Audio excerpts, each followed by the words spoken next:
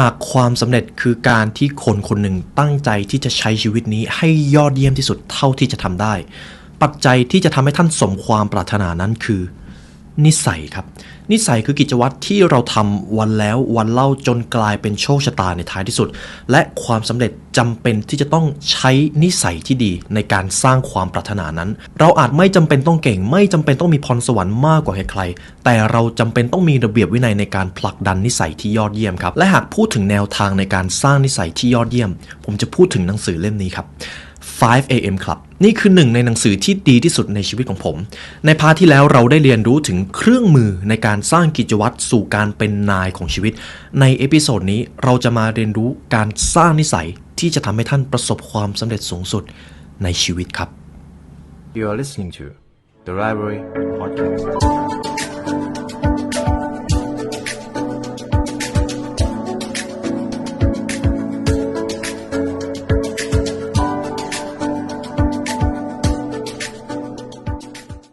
อิสรภาพ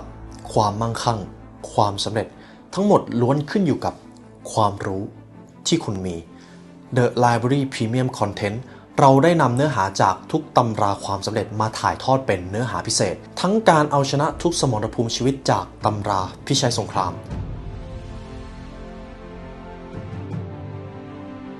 การต่อยอดความสำเร็จที่ดีสู่ความสำเร็จที่ยิ่งใหญ่จากตำรา Good to Greatหรือการค้นหาความสำเร็จและความหมายของชีวิตจากตำรา Start with Why และตำราความสำเร็จด้านอื่นๆที่พร้อมจะยกระดับชีวิตสู่ความสำเร็จให้กับทุกท่านและถ้าหากทุกท่านต้องการเรียนรู้เพื่อที่จะยกระดับความสำเร็จให้ชีวิตเรายินดีและเป็นเกียรติที่จะได้เป็นเพื่อนร่วมทางทุกท่านสามารถเข้ามาเรียนรู้เนื้อหาพิเศษกับเราได้แล้ววันนี้ที่ www.thelibrarylearn.com เพราะการเรียนรู้จะทำให้คุณเป็นอิสระสวัสดีคุณผู้ฟังกันอีกครั้งนะครับผมในเอพิโซดนี้เราก็มาเรียนรู้กับหนังสือ 5 AM Club ในพาร์ทที่ 2 เหตุผลที่คุณโรบินชาม่าครับตั้งชื่อว่า 5 AM Club เพราะว่าในช่วงเวลาตี 5เป็นช่วงเวลาที่เราอยู่กับความเงียบสงบถ้าเราตื่นตี 5ได้เปรียบเสมือนว่าเรามีกองฟืนที่ใหญ่รอการทริกเกอร์อยู่และหากให้ผมพูดถึงเครื่องมือที่ดีที่สุดในการทริกเกอร์กองฟืนเหล่านั้นคือกิจวัตร Triple 20ที่เราได้เรียนรู้กันไปใน EP แรกครับหากคุณผู้ฟังยังไม่ได้ฟังในพาร์ทแรกของหนังสือเล่มนี้ผมแนะนำให้ฟังเพราะผมกล้าเดิมพันเลยว่าเครื่องมือในการสร้างนิสัยที่ยอดเยี่ยมในหนังสือเล่มนี้คือเครื่องมือที่ใช้ได้ตลอดชีวิตและความสำเร็จจำเป็นต้องใช้นิสัยที่ยอดเยี่ยมครับผมบอกได้เลยว่าหนังสือเล่มนี้เปรียบเสมือนมาสเตอร์พีซเล่มหนึ่งในชีวิตของตัวผมครับและผมก็อยากให้เป็นส่วนหนึ่งในชีวิตของทุกท่านด้วย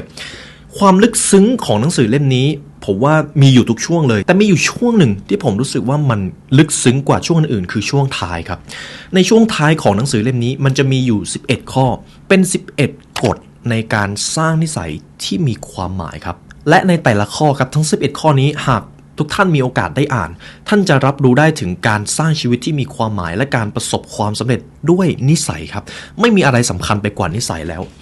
หลายท่านอาจจะเคยได้ยินคำว่าการประสบความสำเร็จผมเชื่อว่าหนึ่งในความหมายของความสำเร็จในชีวิตคือการสร้างชีวิตนี้ให้เป็นชีวิตที่ยอดเยี่ยมที่สุดและสิ่งนั้นคือนิสัยครับนิสัยคือสิ่งที่สำคัญที่สุดแล้วนิสัยคือสิ่งที่กำหนดโชคชะตาของเราได้ชัดเจนมากที่สุดเลยครับและก่อนอื่นที่ผมจะพาทุกท่านเข้าไปเรียนรู้กับหนังสือเล่มนี้หนังสือเล่มนี้ยังไม่ได้มีแปลไทยในบ้านเรานะครับผมเองก็อยากให้แปลมากเพราะว่าถ้าแปลผมอาจจะเอามาทำอีกรอบหนึ่งก็ได้หรือถ้าคุณผู้ฟังอยากจะอ่านหนังสือเล่มนี้ผมแนะนำให้คุณผู้ฟังลองเรียนรู้จากพอดแคสต์ดูก่อนและถ้าท่านอยากจะเรียนรู้ให้ลึกซึ้งผ่านหนังสือเล่มนี้ท่านสามารถซื้อได้จาก The Library Shop ครับแต่ผมแนะนำให้ทุกท่านลองเอาเครื่องมือที่ผมเคยได้ทำไปในพาร์ทแรกไปปรับใช้กับชีวิตก่อนเพราะผมเชื่อว่าทุกท่านจะมีชีวิตที่ดีขึ้นจากกิจวัตรที่ผมได้พาทุกท่านไปเรียนรู้ในพาร์ทแรกและเมื่อถึงตอนนั้นค่อยเรียนรู้ให้ลึกซึ้งก็ยังไม่สายครับในพาร์ทที่2ที่ผมจะพูดถึงคือ The Billionaire's Maxim ครับผมจะไม่แปลตรงตัวนะครับแต่การมีนิสัยที่เป็นมหาเศรษฐีที่ประสบความสำเร็จสูงที่สุดจะมีอยู่11ข้อครับเรามาเริ่มต้นกันที่ข้อแรกเลยและผมบอกเลยว่าผมอยากให้คุณผู้ฟังลองคิดตามทั้ง11ข้อนี้มันมีความหมายซ่อนอยู่ในบทเรียนข้อแรกที่เราจะมาเรียนรู้กันในวันนี้ครับ The Billionaire's Maxim number 1 To create magic in the world all the magic within yourself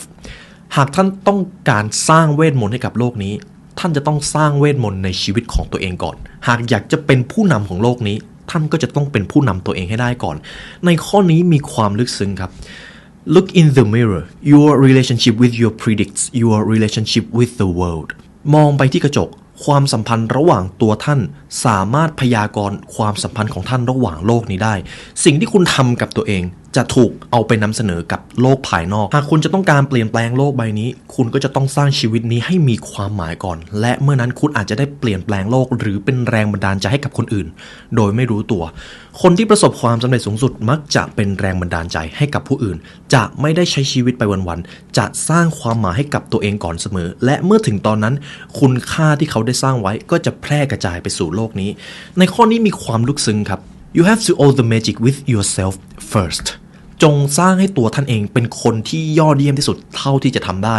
และเมื่อนั้นการเปลี่ยนแปลงโลกให้ดียิ่งขึ้นมันก็จะไม่ใช่เรื่องเหนือบากกว่าแรงครับเพราะหากให้ผมสรุปข้อนี้ในมุมมองของผมก็คือคนที่เอาชนะได้ยากที่สุดไม่ใช่คนอื่นครับคือตัวเราเองถ้าเรามีระเบียบวินัยในการใช้ชีวิตถ้าเราสามารถเอาชนะความขี้เกียจความโลภความรู้สึกในด้านลบของตัวเองได้เรื่องอื่นๆก็จะไม่ใช่เรื่องที่เป็นไปไม่ได้หากท่านเป็นนายของชีวิตท่านจะมีแรงบันดาลใจในการใช้ชีวิตและเมื่อนั้นพลังงานของแรงบันดาลใจคนอื่นจะรับรู้ได้คนอื่นจะเริ่มฟังคุณจะเริ่มเป็นผู้นำคนอื่นและเมื่อถึงตอนนั้นแหละครับคุณได้สร้าง the magic in the world ไปแล้วเพราะคุณเริ่มต้นสร้าง magic in yourself ก่อนนี่คือข้อที่1ข้อที่2 collect miraculous experience over material things จงสะสมประสบการณ์ที่ยอดเยี่ยมมากกว่าวัตถุนี่คือกฎในการที่คุณจะเป็นคนประสบความสำเร็จที่ยอดเยี่ยมที่สุดครับคนที่เขามีความสุขในการใช้ชีวิตเขาจะไม่ค่อยสนใจสิ่งของเขาจะสนใจประสบการณ์ที่เขาได้รับและหลายครั้งประสบการณ์ที่ยอดเยี่ยมมักจะมาจากการที่เราสร้างคุณค่าให้กับผู้อื่นเราอาจจะเป็น giver ให้บางสิ่งบางอย่างกับผู้อื่นและประสบการณ์เหล่านั้นประสบการณ์เป็นสิ่งที่จับต้องไม่ได้เลยครับยิ่งมันเป็นอดีตไปแล้วมันอยู่เพียงแค่ในความทรงจำแต่เจ้าสิ่งที่มันจับต้องไม่ได้เนี่ยแหละครับจะกลายเป็นคุณค่าที่มีค่ามหาศาลมากที่สุดในช่วงเวลาที่คุณนึกถึงมากกว่าวัตถุใดๆดังนั้นจงเริ่มต้นสะสมประสบการณ์ที่ยอดเยี่ยมมากกว่าสิ่งของในข้อนี้สำหรับคุณผู้ฟังที่เป็นคนชอบเดินทางน่าจะเข้าใจข้อนี้ค่อนข้างลึกซึ้งผมเองก็เป็นคนที่เดินทางอาจจะไม่ได้บ่อยถ้าเทียบกับคนทั่วไปเพราะว่าผมเป็นคนติดบ้านแต่ทุกๆครั้งที่ตัวผมออกไปเดินทางมันจะเป็นหนึ่งในการตัดสินใจที่จะออกจากคอมฟอร์ตโซนมันอาจจะไม่ได้สนุกเลยครับบางครั้งเราอาจจะเหนื่อยมากขึ้นแต่ได้ผมมองย้อนกลับไปตั้งแต่ตอนนี้ประสบการณ์ในการเดินทางแต่ละครั้งมักจะมีความรู้สึกดีๆบางอย่างเกิดขึ้นเสมอแล้วเมื่อนึกย้อนกลับไปมันจะกลายเป็นประสบการณ์ที่มีมูลค่ามากกว่าวัตถุใดๆครับประสบการณ์ความสัมพันธ์สิ่งที่คุณทำให้กับคนอื่นจะถูกเล่าจนช่วงวาระสุดท้ายของชีวิตดังนั้นขอย้ำอีกครั้งนะครับประสบการณ์ที่ยอดเยี่ยมในชีวิตของท่านมีค่ามากกว่าวัตถุใดๆในโลกใบนี้ผมพามาที่กฎข้อที่3 failure inflates fearlessness ยิ่งคุณกล้าที่จะล้มเหลวความกลัวจะยิ่งเล็กลงครับผมจะเปรียบเทียบข้อนี้ทุกท่านลองนึกถึงกล่องใบหนึ่งกล่องใบนั้นมีชื่อว่าความกลัวคุณรู้สึกกลัวมากเลยก่อนที่จะเปิดกล่องใบนั้นแต่เมื่อคุณพยายามรวบรวมความกล้าหาญโฟกัสที่ความกล้าของตัวเองแล้วเดินไปที่กล่องนั้น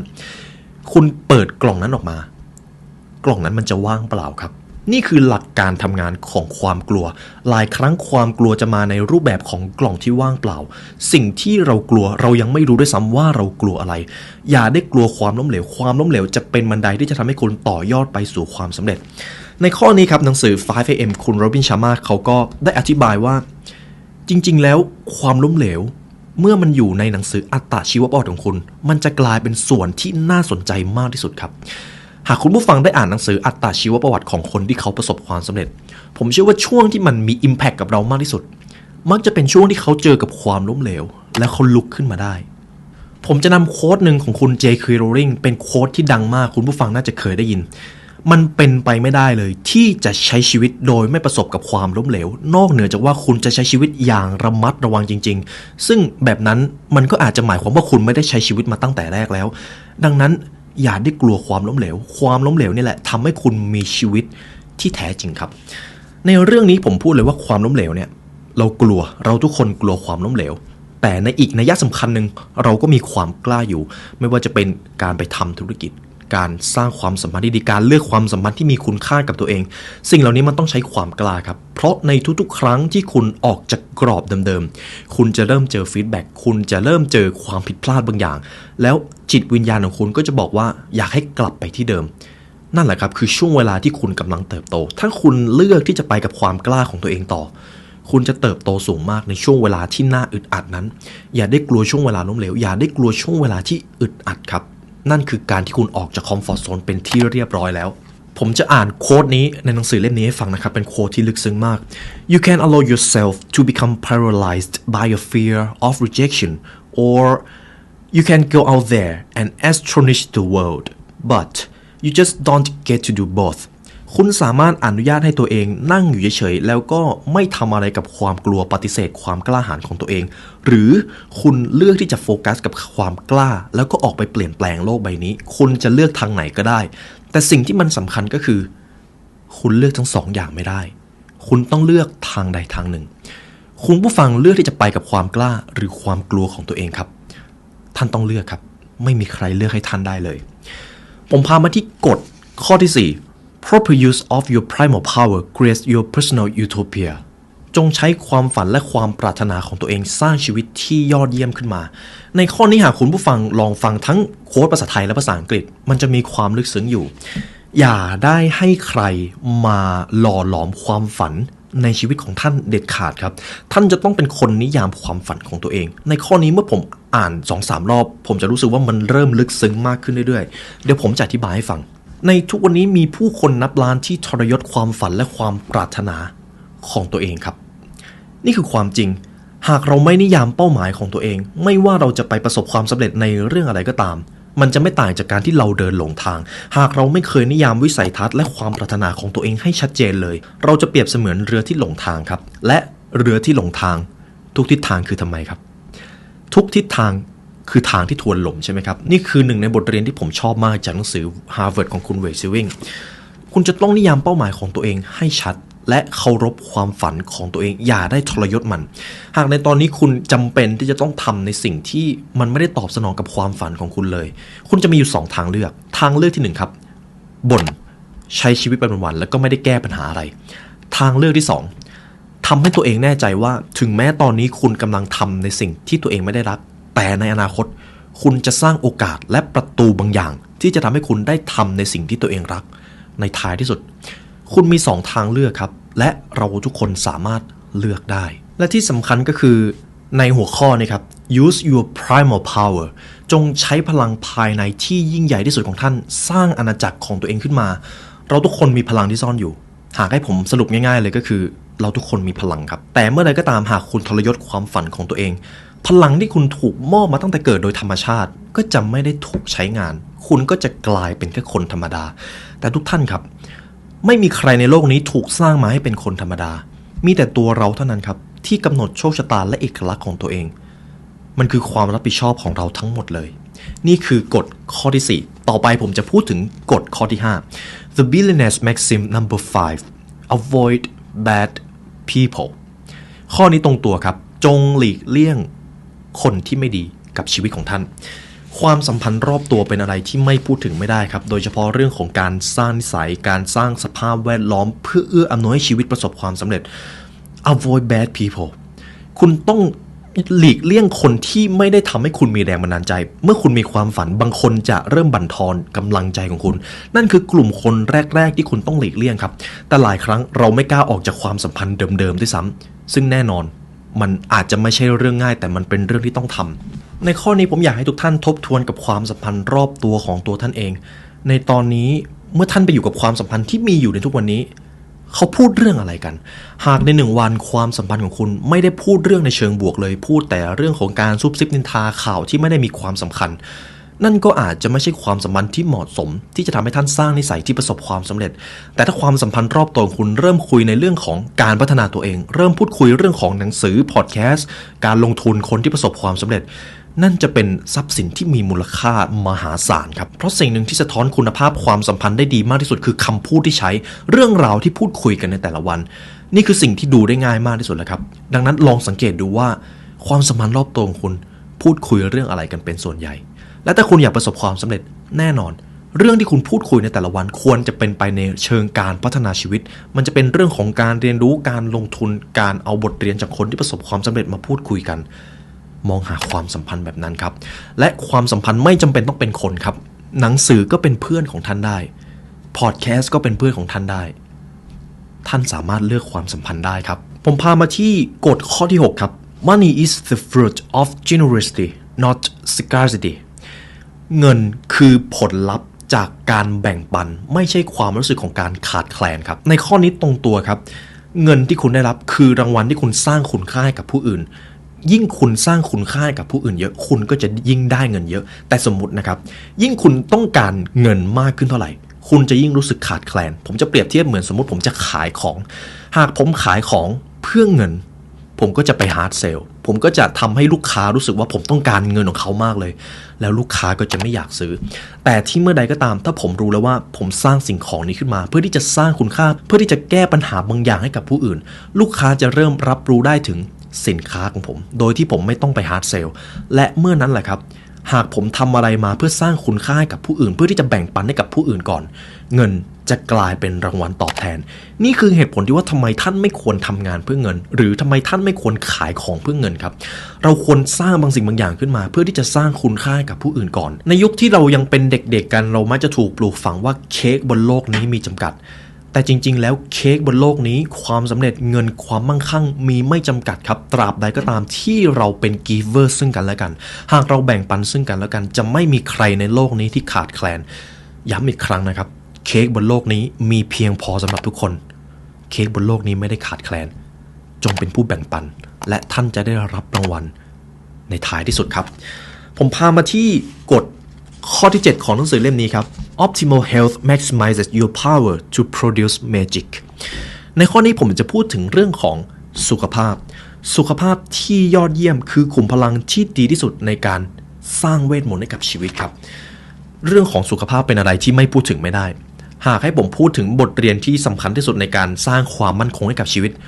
เรื่องสุขภาพจะกลายมาเป็น first prioritize ทันทีอันนี้คือสิ่งที่เราไม่สามารถหลีกเลี่ยงได้สุขภาพเป็นขุมพลังที่ใหญ่ที่สุดครับคุณโรบินชาร์มาในช่วงของหนังสือเล่มนี้ก็ได้บอกว่าหากคุณอยากจะมีชีวิตที่ยอดเยี่ยมอย่างแรกก็คือคุณต้องไม่ตายครับเพราะถ้าคุณตายคุณก็จะไม่ได้มีชีวิตที่ยอดเยี่ยมเพราะคุณตายไปแล้วใช่ไหมครับดังนั้นหากคุณอยากจะมีชีวิตที่ยอดเยี่ยมคุณก็จะต้องมีสุขภาพที่ดีก่อนและในหลักของการสร้างสุขภาพที่ดีผมจะเอาจากกฎของหนังสือเล่มนี้ก็คือ Triple 20 Rules 20 นาทีหลังจากที่ท่านตื่นนอนดื่มน้ำเข้าน้ำอะไรเรียบร้อยไปเคลื่อนไหวไปออกกำลังกายเพราะท่านจะทำให้ออกซิเจนและเลือดในร่างกายตัวเองไหลเวียนได้โฟลว์มากที่สุดและคุณก็จะสดชื่นไปทั้งวันเลยแน่นอนครับในช่วงเช้าการออกกำลังกายช่วงเช้าเป็นอะไรที่ค่อนข้างยากโดยเฉพาะคนที่ไม่เคยทำแต่เมื่อท่านทำได้จนกลายเป็นนิสัยนี่จะกลายเป็นนิสัยที่เปลี่ยนแปลงท่านทั้งชีวิตครับตื่นเช้ามาออกกำลังกายในสำหรับตัวผมเองผมตื่นมาตี 5ออกกำลังกายผมไม่เคยชอบกิจวัตรนี้เลยครับแต่ถ้าผมทำไม่ได้ผมก็จะแพ้กับเรื่องอื่นๆด้วยดังนั้นผมจะต้องเอาชนะกิจวัตรนี้ให้ได้ครับนี่คือกรอบความคิดของตัวผมเองก็เคยได้รับคำถามทำนองที่ว่าการตื่นเช้ากับการออกกำลังกายมันเกี่ยวข้องอะไรกับความสำเร็จผมจะอธิบายแบบนี้ครับการตื่นเช้าและท่านไปออกกำลังกายสิ่งหนึ่งที่ท่านมีแน่ๆคือระเบียบวินัยในการใช้ชีวิตท่านคือนายของชีวิตท่านจะไม่ใช่ทาสของความขี้เกียจและเมื่อเราเป็นนายของความขี้เกียจได้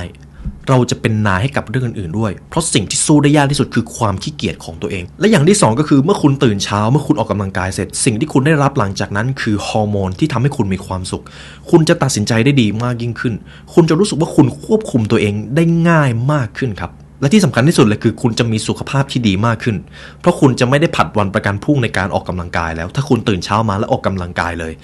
มันเท่ากับว่าคุณทำสิ่งที่ยากที่สุดให้สำเร็จไปแล้วในช่วงแรกของวันนี่คือเหตุผลครับว่าทำไมการตื่นเช้ากับการออกกำลังกายเกี่ยวข้องกับความสำเร็จมันเกี่ยวข้องกว่าที่เราคิดครับผมพาทุกท่านมาที่กฎข้อที่ 8 ครับ Continue raising your life standards toward absolute world class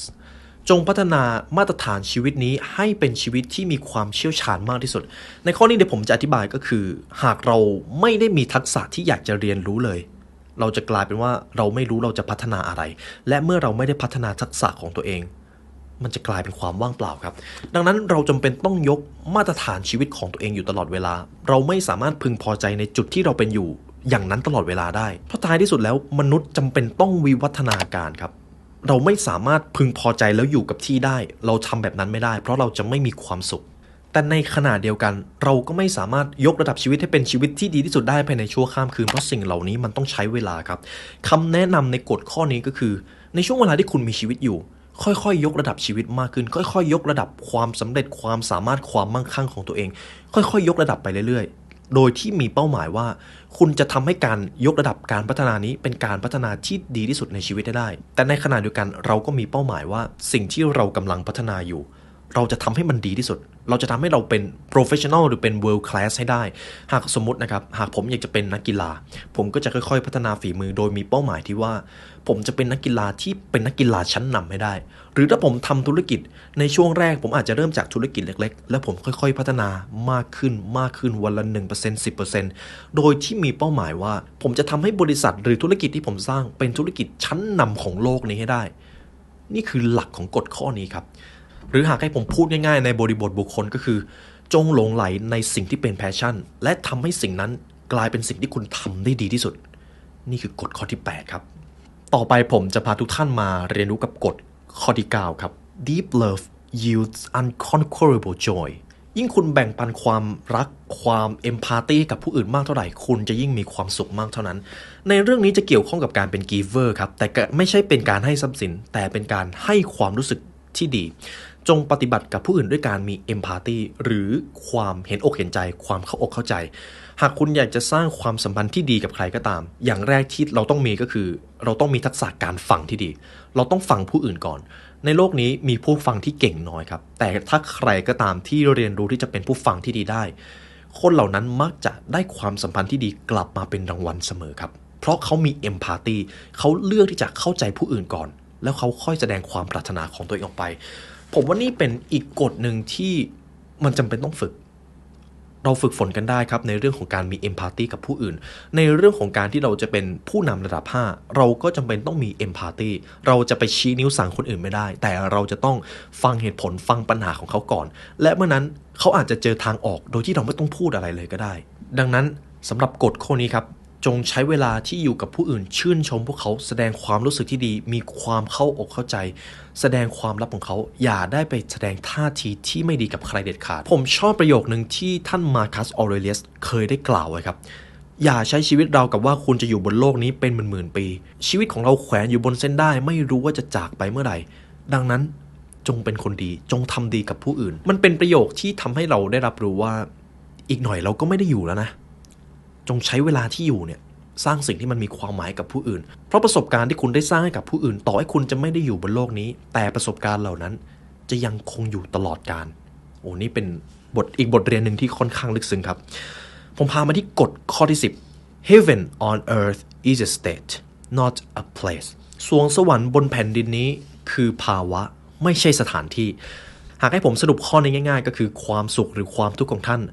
มันอยู่ในโลกภายในครับมันไม่ได้อยู่ในโลกภายนอกมันไม่ได้อยู่ในสถานที่ใดๆมันขึ้นอยู่กับตัวท่านหมดเลยทุกความรู้สึกทุกอารมณ์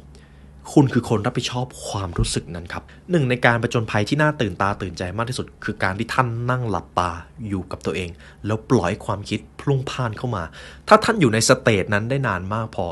ท่านอาจจะได้ไปผจญภัยในบางสถานที่ก็ได้ครับ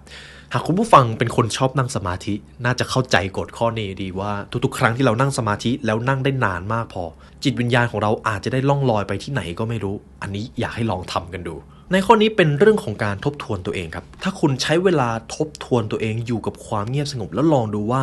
ในตอนนี้ตัวท่านมีความปรารถนาอะไรมีอะไรที่ท่านอยากจะทำให้สำเร็จต่อจากนี้บ้างเมื่อคุณได้ทบทวนตัวเองมากพอมันจะมี self awareness คุณจะได้รับรู้ตัวเองครับและเมื่อคุณรู้จักตัวเองมากพอการตัดสินใจการใช้คำพูดการกระทำมันก็จะเป็นไปในแนวทางที่เป็นตัวของตัวท่านมากขึ้นสิ่งที่สำคัญที่สุดสำหรับข้อนี้ก็คือยิ่งคุณใช้เวลาเพื่อทำความรู้จักกับตัวเองมากเท่าไหร่สวงสวรรค์บนแผ่นดินนั้นคุณจะเห็นมันได้ชัดมากขึ้นเพราะมันอยู่ในจิตวิญญาณของท่านไม่ใช่สถานที่ใดๆครับเอาละครับผมพาทุกท่านมาที่กฎข้อสุดท้ายครับ The Billionaire's Maxim number 11 Tomorrow is a bonus not a right ในข้อนี้ลึกซึ้งมากผมอยากให้ทุกท่านลองคิดตามความหมายของข้อนี้ก็คือวันพรุ่งนี้ที่กำลังมาถึงมันคือโบนัสครับมันไม่ใช่สิ่งที่จะมาแน่ๆ เพราะว่าวันพรุ่งนี้เป็นเรื่องของอนาคตหากให้พูดถึงเรื่องอนาคตไม่มีใครรู้อนาคตและเราไม่มีทางรู้แน่ชัดเลยว่าวันพรุ่งนี้จะมาถึงเราหรือเปล่าเพราะหนังสือเล่มนี้เขาก็ได้บอกครับช่วงเวลาอนาคตมันคือโบนัสของเราดังนั้นไม่ว่าคุณจะมีความฝันอะไรได้โปรดอย่าผัดวันประกันพรุ่งเขียนลงไปในไดอารี่เขียนลงไปใน To Do List และทำอย่างไรก็ได้เพื่อที่จะทำให้คุณได้ลงมือทำเจ้า To Do List วันนั้นให้ประสบความสำเร็จมากที่สุดอย่าได้ผัดวันประกันพรุ่งเด็ดขาดเพราะถ้าหากวันนี้คุณไม่เดินหน้าวันพรุ่งนี้คุณอาจจะต้องวิ่งตามหากคุณอยากจะมีชีวิตที่ประสบความสำเร็จมันก็ไม่มีข้ออ้างหรือข้อแม้ใดๆที่จะทำให้คุณไม่สร้างชีวิตที่ประสบความสำเร็จตั้งแต่วินาทีนี้คุณไม่มีทางรู้ด้วยซ้ำว่าวันพรุ่งนี้จะมาถึงหรือไม่ดังนั้นจงสร้างให้วันนี้หรือวินาทีนี้ให้มีความหมายมากที่สุดอย่าได้มีข้ออ้างใดๆวันพรุ่งนี้คือโบนัส Tomorrow is a bonus not a right นี่คือกฎข้อ 11 ของหนังสือ The 5 AM Club นะครับกฎทั้ง 11 ข้อนี้เป็นกฎที่ยอดเยี่ยมจนถึงขนาดที่ว่าผมต้องเอามาทำพาร์ท 2 ของหนังสือเล่มนี้และถ้าคุณผู้ฟังได้ฟังมาในพาร์ทแรกจนมาถึงพาร์ทนี้แล้วลองเอาไปปรับใช้เอาเครื่องมือเหล่านี้ไปพัฒนาชีวิตของตัวเองไม่มีทางที่ชีวิตคุณจะไม่ดีขึ้นครับไม่มีทางที่คุณจะไม่ประสบความสำเร็จมากขึ้นเพราะทั้งหมดนี้คือหลักการในการสร้างนิสัยที่ยอดเยี่ยมและประสบความสำเร็จให้สูงที่สุดในชีวิตและมันคือเหตุผลที่ผมเอาหนังสือเล่มนี้มาทำเป็นพอดแคสต์ครับและเช่นเคยครับหากคุณผู้ฟังอยากจะเรียนรู้บทเรียนนี้ให้ลึกซึ้งคุณผู้ฟังสามารถซื้อหนังสือเล่มนี้ได้จาก The Library Shop ครับหนังสือเล่มนี้เป็นภาษาอังกฤษที่อ่านค่อนข้างง่ายครับแล้วด้วยความที่เขาทำออกมาเป็นเรื่องเล่ามันทำให้เราได้จินตนาการไปกับตัวละครและถ้าหากคุณผู้ฟังอยากจะฝึกภาษาอยากจะฝึกอ่านหนังสือภาษาอังกฤษดูผมก็บอกก่อนเลยว่ามันไม่ได้ยากอย่างที่คิดถ้าคุณสามารถฟังภาษาอังกฤษได้สามารถเข้าใจคำศัพท์บางคำได้แล้วก็มี dictionary ใกล้ตัวคุณผู้ฟังจะเริ่มรู้สึกว่าการอ่านหนังสือภาษาอังกฤษมันจะทำให้เราเข้าใจมุมมองไปในอีกรูปแบบหนึ่งเพราะรูปแบบภาษาที่ใช้วัฒนธรรมในการใช้ภาษาแตกต่างกันความรู้สึกก็จะแตกต่างกัน